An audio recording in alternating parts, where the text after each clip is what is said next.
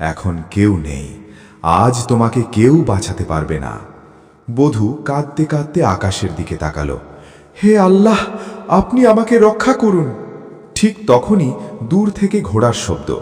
মন্ত্রীর পুত্র ঘুরে তাকিয়ে দেখল রাজপুত্র নাজিম তলোয়ার হাতে এগিয়ে আসছেন। ভয়ে মন্ত্রীর পুত্র পালিয়ে গেল। বোন, তোমার কোনো ক্ষতি হয়েছে? আল্লাহর মেহেরবানিতে বড় ক্ষতি হয়নি। আপনি না এলে আমার ইজ্জত রক্ষা হতো না। রাজপুত্র নাজিম তাকে নিরাপদে নিয়ে ফিরে গেলেন। পরদিন রাজপ্রাসাদে বিচার বসল। রাজা সিংহাসনে বসে আছেন, সামনে বাধা অবস্থায় মন্ত্রীর পুত্র। তুমি মন্ত্রীর পুত্র হয়ে এত বড় অন্যায় করলে, একজন নিরীহ মানুষকে হত্যা করলে, এর শাস্তি মৃত্যুদণ্ড। সবাই স্তব্ধ হয়ে গেল। ঠিক তখন রাজপুত্র নাজিম এগিয়ে এলেন। থামুন বাবা, কি বলতে চাও?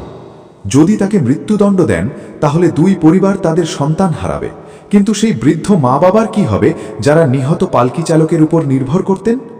রাজা গভীরভাবে তাকালেন।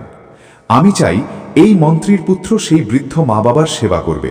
যেভাবে তাদের ছেলে পালকি চালিয়ে সংসার চালাতো, সেই দায়িত্ব তাকে নিতে হবে। মন্ত্রীর পুত্র চিৎকার করে উঠল, না, আমি এটা করব না।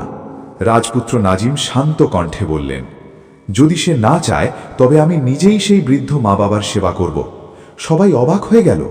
রাজা, তুমি রাজপুত্র হয়ে এমন কথা বলছো?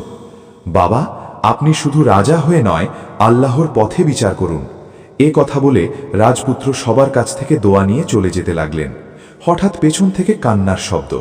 মন্ত্রীর পুত্র কাঁদতে কাঁদতে সামনে এসে দাঁড়ালো। থামুন রাজপুত্র, আমি আমার ভুল বুঝতে পেরেছি। আপনি যদি রাজপুত্র হয়ে পালকি চালকের দায়িত্ব নিতে পারেন, তাহলে আমি কেন পারবো না? সে মাটিতে পড়ে কাঁদতে লাগলো। হে আল্লাহ, আমাকে ক্ষমা করুন। রাজপ্রাসাদের সবাই আবেগে কেঁদে ফেলল। রাজা চোখের পানি মুছে বললেন, আজ আমি বুঝলাম সত্যিকারের বীর সেই যে প্রতিশোধ নয়, ন্যায় বিচার আর দয়া দেখায়। সেদিন রাজ্যের মানুষ বুঝেছিল শক্তি দিয়ে নয়, দয়া ও ন্যায় দিয়ে হৃদয় জয় করা যায়।